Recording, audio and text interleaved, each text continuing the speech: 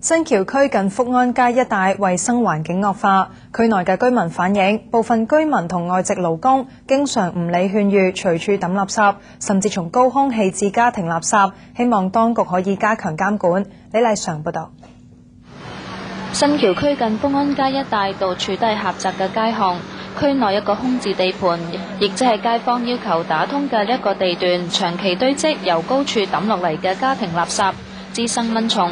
區內嘅居民反映，部分住戶冇公德心，經常隨處抌垃圾，當中唔少係新移民同外籍勞工。成日見到人掉㗎咯，好多啲，嗰啲人行出嚟啊，行出對面嗰啲走廊啊，一行出走廊啊，就係咁揈咗出嚟㗎咯。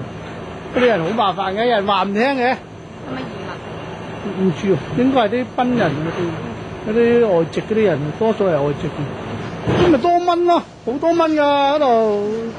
位於福安街附近嘅呢一個地盤，上個月先至清理完，咁依家啦又堆滿晒啲垃圾，街總就呼籲住響樓上嘅住戶唔好再掉啲垃圾落嚟，令到呢一區嘅衛生環境變差。街總組織會員派發傳單，教育居民保持環境衛生，又希望民署加大清潔同宣傳力度，合力打造整潔嘅居住環境。呢福安街唔能夠同嗰個金馬路打通咧，就形成一個衞生嘅黑點喺呢度。咁唔單止呢個雜草叢生啦，同埋堆積好多垃圾，亦引來幾多下嘅老鼠。除咗新橋區同好多個舊城區入邊咧，都有幾多個衞生黑點啊！